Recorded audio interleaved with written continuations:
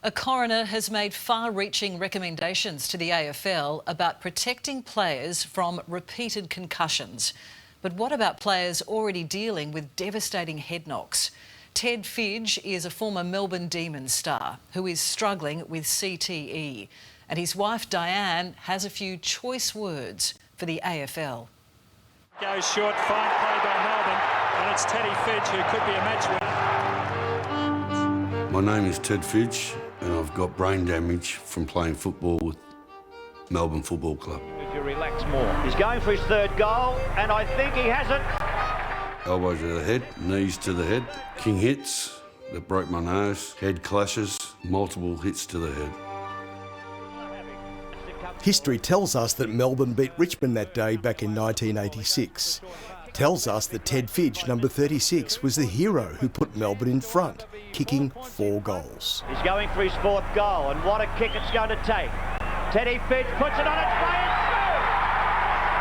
Fidge has put Melbourne in front. These days, Ted Fidge has his own hero, wife Diane, and you'd want her in your side any day of the week. I'm a carer, I'm a nurse, I'm a psychiatrist, I'm the whole kit and caboodle. What is your brain feeling like now? Tell me. At the moment, it's just a bit foggy, but if I don't take these tablets in the morning, then my head just swishes around and I feel like my head's gonna explode. Ted has what's known as CTE, a chronic traumatic brain disorder caused by repeated head injuries.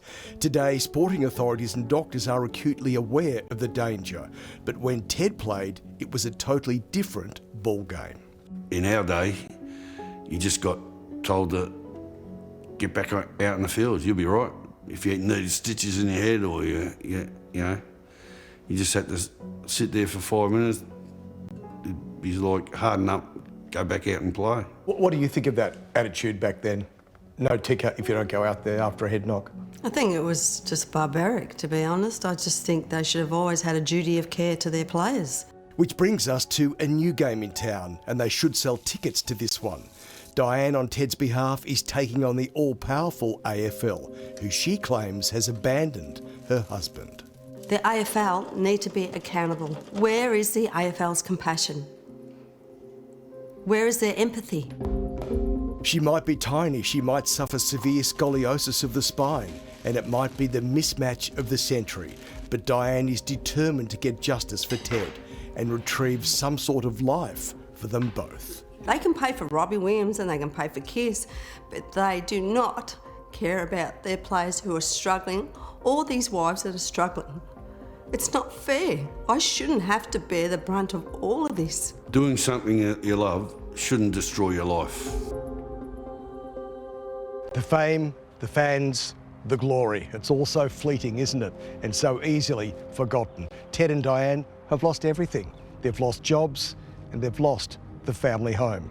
They're renting now, the house behind me, and even that is a massive challenge. We need help before it's too late. With happiness so hard to come by, thank heavens for these wags, Duke and Duchess. They're a lively and happy antidote for the sadness and depression that Ted feels. But even walkies now are perilous. I had my husband collapse down the hallway. I rang the AFL and I was told by a certain person that doesn't have time for this, he's on holidays. And I just sat at the front and cried because I had no one to turn to. Ted is 110 kilos, I'm only little. What do I do? When Ted's depression spiralled out of control, he was admitted to the Melbourne clinic for almost 9 weeks at $11,000 a week. It helped, but it wiped out his super. Diane is the sole breadwinner. So is it true that you get up at 3:45 every morning and I go do. to work? Yeah, I do. I go to work, And I then you drive get to home at 4 o'clock in the afternoon? Yep, And then you look after him? yep, and it's a full-time job. They may be broke, but Team Fidge is far from broken. Diane has a severe case of white line fever and vows she won't rest until the AFL plays the game. I want them to help these players, and my husband especially too, to get help, to be able to go and see a psychiatrist, to be able to live his life like all of them live. They may be good at putting on the game, but they're appalling at looking after the health and welfare of past players. Player manager Peter Jess has taken up Ted's case with the AFL. This whole game is based on the bedrock of past players, and they are totally ignored. We contacted the AFL. In a statement, it said, the AFL understands the needs of past players, including those who may be suffering from the effects of concussion. The AFL said it will continue to work with Ted and Diane, and it's waiting for further documentation. Aussie Rules may have been Ted's life, but both he and Diane desperately need a lifeline. The AFL has helped with some expenses, but the big money is needed soon. Are you serious when you say to me that he does face going into a nursing home? Correct. He is going What to. do you think of that, Ted? It's not something I look forward to. Mate, you're a young bloke, Yeah. relatively speaking. Yeah, I'm 60, Yeah. but the signs are there. And the tests show that I've got early signs of dementia and frontal lobe dysfunction, and yeah, it's not something that I want to put Diane through. It might be all too late for Ted, but he's still determined to make his mark. Now, you're going to donate your brain Yep, to medical science. yep. Why are you doing that?